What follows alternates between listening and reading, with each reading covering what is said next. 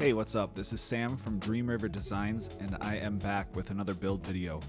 Today I will show you how I built this walnut slab dining table with matching benches. Hope you enjoy. Before I can start making cuts, I determine the layout of the slabs within the table dimensions using a rectangular template. And this is kind of what it might look like when it's finished.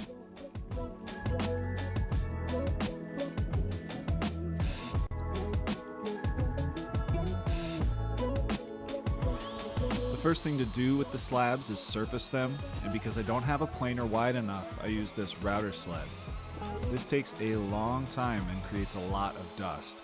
The thing that my setup here is missing is dust collection, and that's kind of a recurring theme with my woodworking. I need more dust collection for efficiency and safety's sake.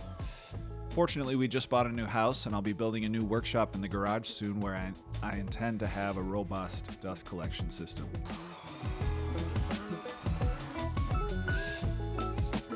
After the table is surfaced, I can clean up the bark. I do that with a wire brush and a dull chisel.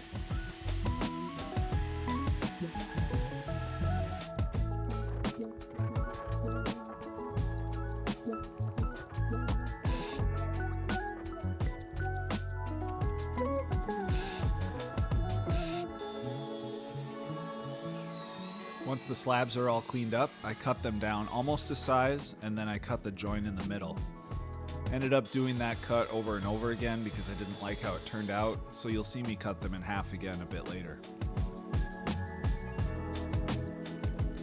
And now we move on to filling the voids with epoxy. I tried making a partial form with masking tape, and it did not work at all. The masking tape didn't even almost hold the epoxy, it just started leaking out right away. I lost a bunch of epoxy and made a huge mess. And when I get into situations like that, I'm just not inclined to film, and so I don't have any video of it, unfortunately, but I eventually figured it out and did the pour.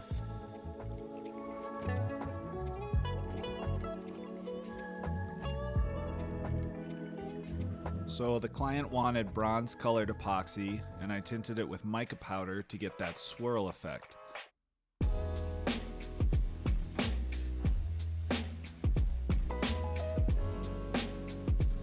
And I also added some liquid black dye for contrast.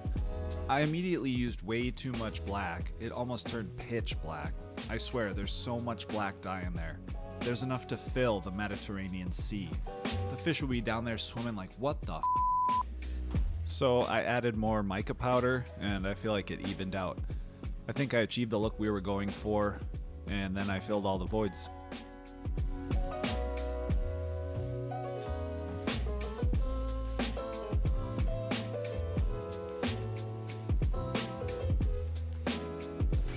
Once the epoxy is cured, I sand off the rough stuff with a belt sander, and then take the orbital sander and finish up the slabs with that.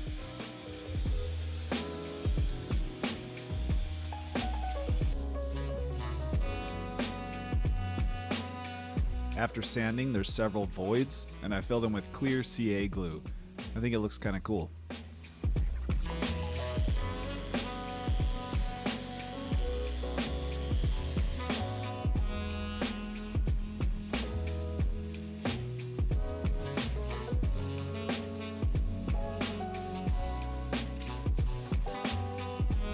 I decided to join the two slabs with dowels, not so much for strength, but mostly for alignment, in case there's any variance in the flatness of each slab.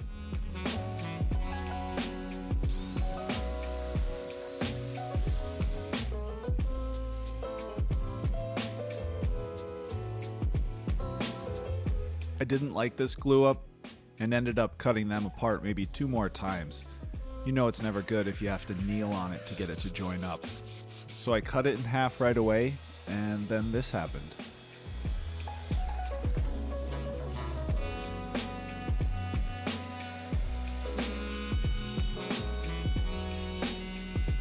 This time I used the router to try and joint the edges, and got a lot closer to where I wanted them. Then I glue up again with dowels.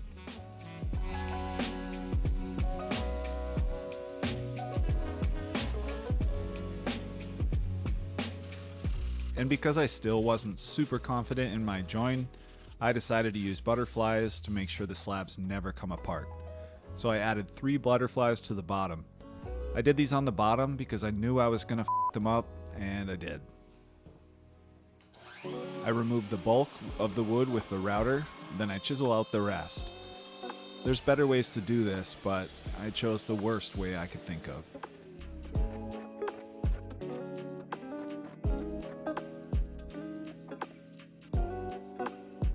And when I planed off the excess, I put some nice gouges there above the butterfly. They're aesthetic.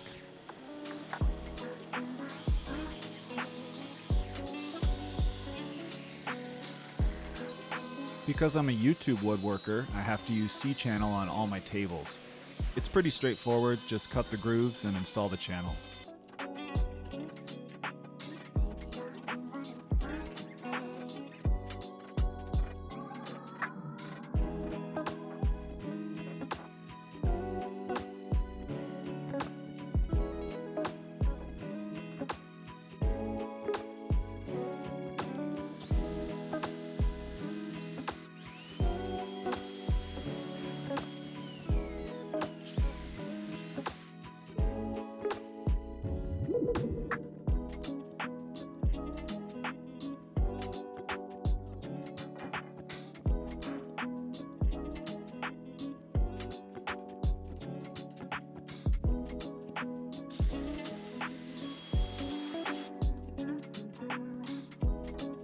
With completion of the C-channel, the table is just about ready for finish, and now I will move on to the dining benches.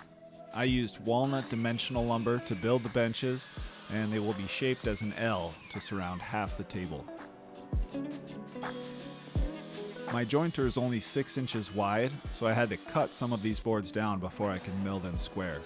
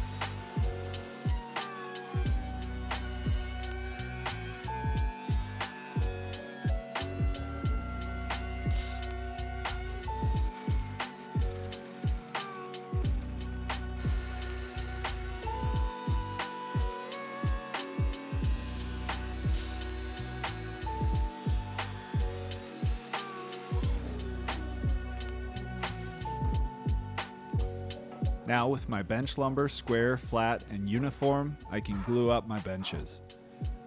The boards actually ended up pretty straight, and so I didn't need to use dowels for alignment. They're also not necessary for strength, as this edge grain joint is quite strong.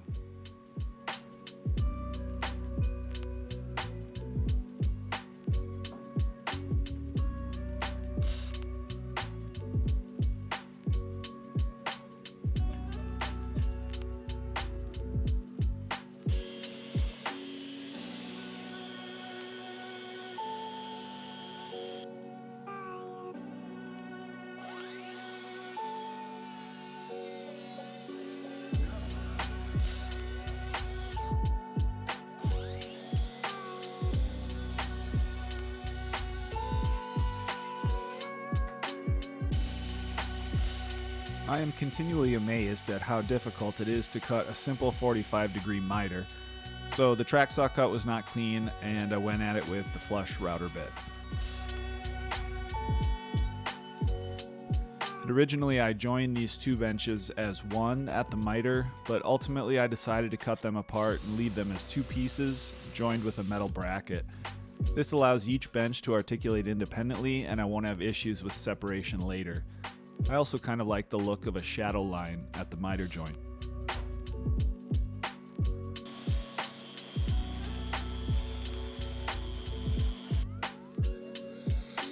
I chose to do a 45-degree chamfer on all corners of the benches.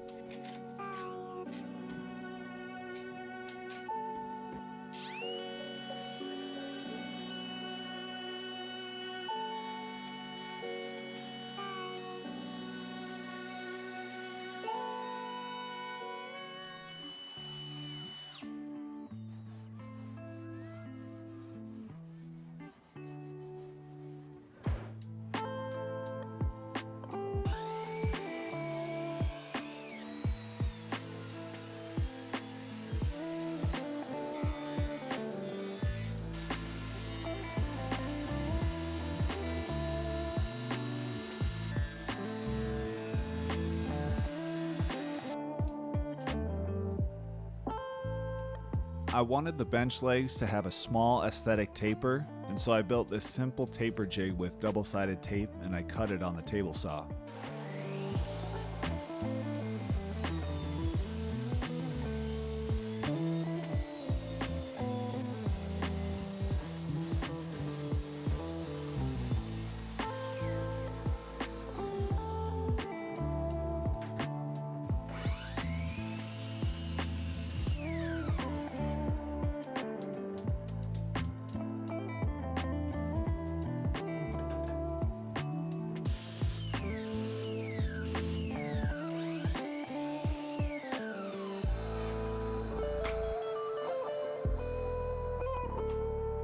And of course, I committed one of woodworking's cardinal sins. I used pocket screws.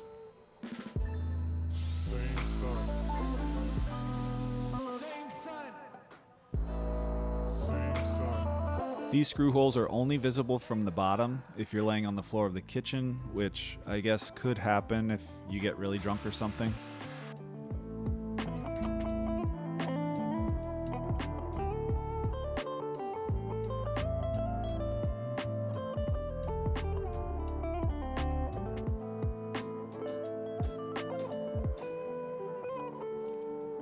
If you made it this far into the video, I would guess that you're enjoying what you're watching.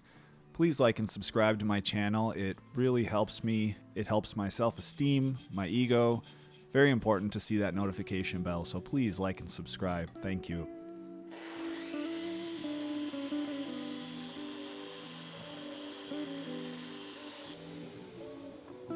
On top of the pocket screws, I added a spline dowel joint. We're calling it the splowel. Yes, it is copyrighted. No, you cannot use it. Here is how I did it.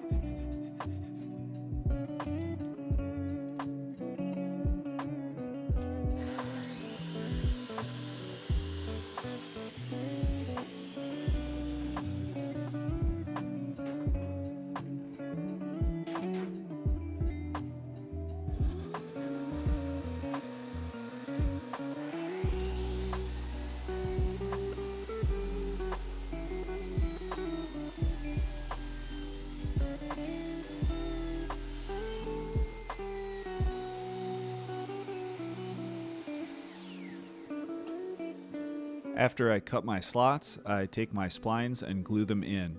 I really should have ripped these splines on the table saw. It would have been way easier. I just decided not to because it was such a small piece of wood. I had tons of excess on top, which actually ended up being quite a nuisance to remove, but I managed to do it.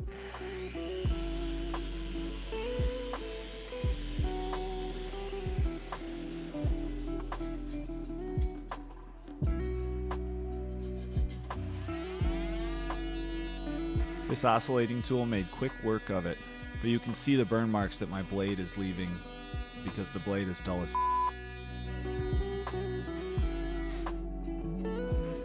Also, I love a chance to do some real woodworking, so I broke out the hand plane. My plane is not set up, but it works well enough for this thin spline.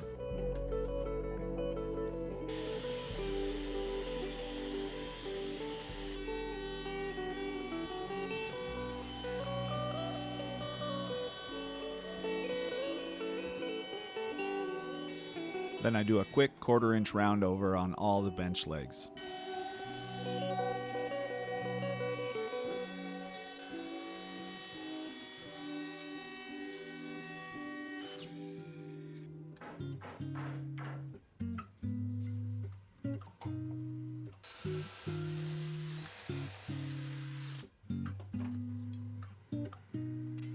Here I am learning how to use a square for the first time.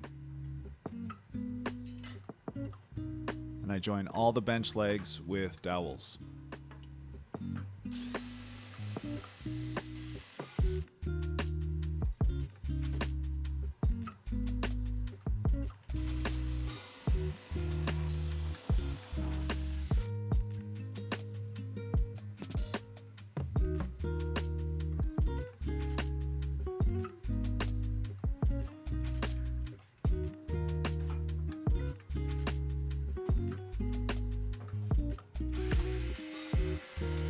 Now we move on to the table base.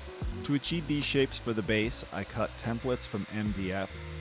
I sanded them to final size on the belt sander. Then I used a template bit on the router to achieve the final shape.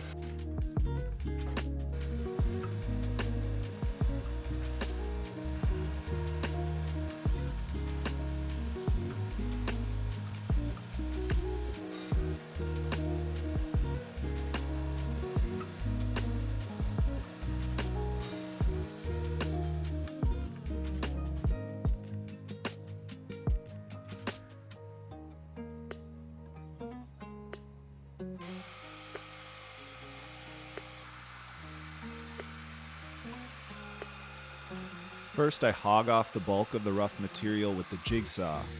Guys will literally hog off the bulk of the raw material for 8 hours instead of going to therapy. Then I joint and square everything up, glue them together, and then trim them down to size with the template.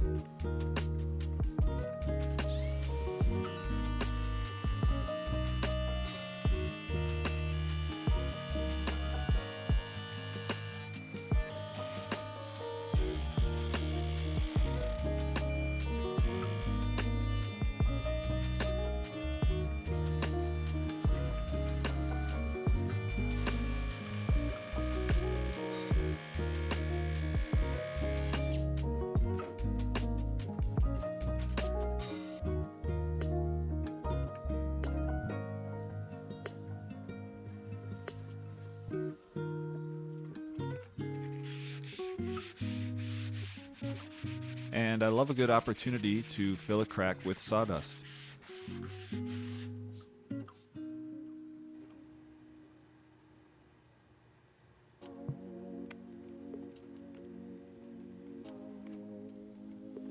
I probably would have used this domino throughout the build, but I bought it halfway through, and so I got to use it to join these leg pieces together, which was fun.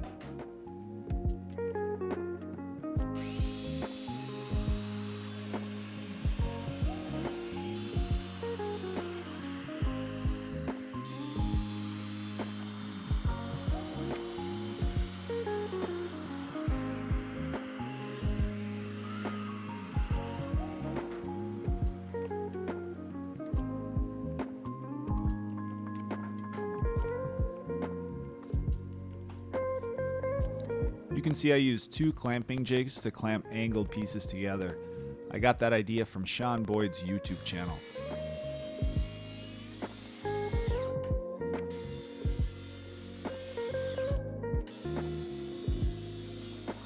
Now the center of the table base is one big block, and each leg connects to that block.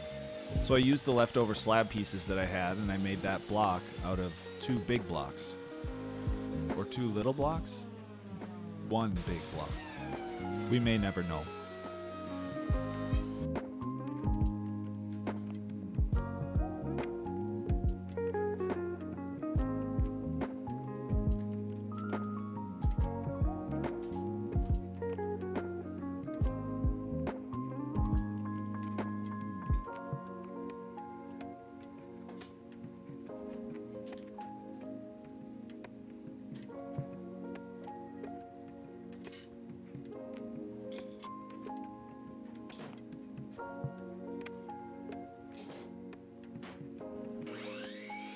I decided to join the legs to the block with bolts and threaded inserts.